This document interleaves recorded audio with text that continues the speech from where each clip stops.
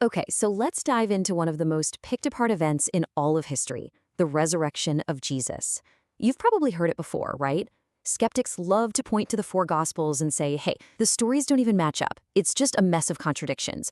But what if? What if those differences aren't a weakness at all? What if they're actually a sign that the story is real? Let's really look at these so-called discrepancies. First up, the people who were actually there. So, how many women went to the tomb? Matthew's account, he mentions Mary Magdalene and the other Mary. Okay, two women. But then Mark comes along and adds Salome to the group. Luke says it was an even bigger group of women. And then John, he zooms in and focuses almost entirely on Mary Magdalene. So what's the deal? Was it one person? Two? A whole crowd? It really seems like a direct contradiction right out of the gate. And then there's the giant stone sealing the tomb. Most of the accounts say the women show up and bam, the tomb is already open, the stone's been moved.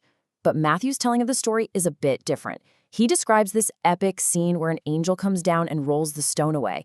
It almost feels like a flashback. It creates this little narrative wrinkle, you know? Did they actually see it happen, or was it already done when they got there? And finally, who or what did they find at the tomb? Mark says they saw a young man in white. Matthew is clear, it's an angel. But then Luke says there were two men in dazzling apparel, and John also mentions two angels. So, one person or two? Were they human-looking, or were they angels? I mean, you can see how this is the exact kind of detail that makes people throw their hands up and question the whole story. It is so easy to see why all this feels messy, but the main idea we're exploring here is that maybe, just maybe, we're judging these ancient texts by a set of modern rules they were never meant to play by. We have to shift our thinking, get a new lens. We need to stop hunting for contradictions and start understanding the nature of actual human testimony. And this right here, this slide gets to the heart of it. On one side, you've got what's called collusion. This is what happens when four people get in a room and cook up a story together. They're going to make sure every single detail lines up perfectly. It sounds clean, sure, but it's totally artificial. Now, on the other side, you have testimony. This is what you get when four different people witness a real, chaotic event. They'll all agree on the core facts, the big stuff, but the little details around the edges, they're naturally going to vary. This quote just nails it. Think about it. Real history isn't neat and tidy. It's made up of different people's perspectives, all pointing to the same central truth. So those variations we see in the Gospels, they aren't necessarily signs of a lie. They might just be the very thing that proves these are real, independent historical accounts. Okay, so with that new testimony lens on, let's circle back to those three big questions we started with. Let's see what happens when we stop treating the gospel writers like they're all in on a conspiracy and start treating them like individual witnesses giving their own unique testimony. This table lays it all out so well. Let's take the messengers at the tomb. Mark focuses on the one who did the talking, calling him a man in white. But Luke, maybe getting his info from a different witness, makes sure to note that two were actually present. See? One account doesn't cancel out the other. It's like one person says, I talked to a police officer at the accident, and another person says, yeah, two officers were there. Both statements can be totally true. The accounts actually complement each other. They don't contradict. The key idea here has a name. It's called selective reporting. John, for example, really zooms in on Mary Magdalene because she's a key character in his telling of the story. But notice, he never says she went alone. In fact, she later says, we do not know where they have laid him, which clearly implies other people were with her. This isn't a writer getting the facts wrong. It's a totally normal literary technique, especially for ancient biographies. And this is the bottom line, the thing you have to get. Not a single one of the Gospels says only Mary went to the tomb. None of them say there was exactly one angel and no more. Without those words of exclusion, there is no real logical contradiction.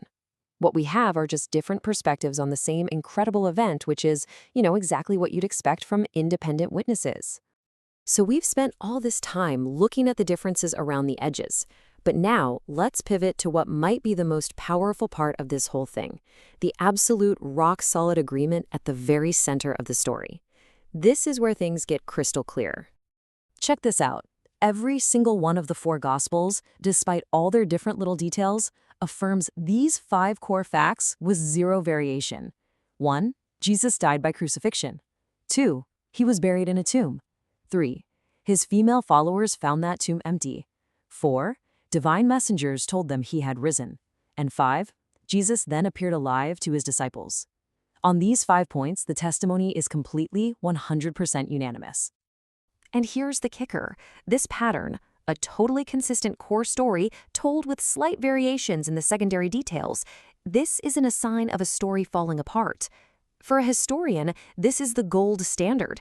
It is precisely what you would hope to find to confirm that you have multiple, independent sources all describing something that actually happened.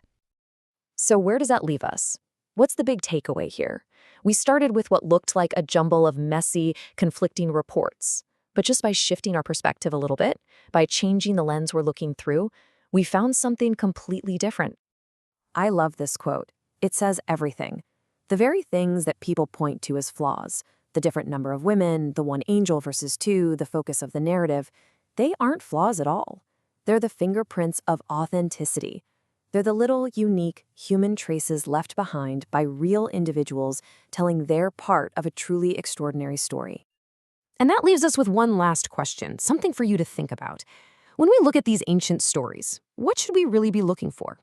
Do we expect the sterile, perfect uniformity of a coordinated press release?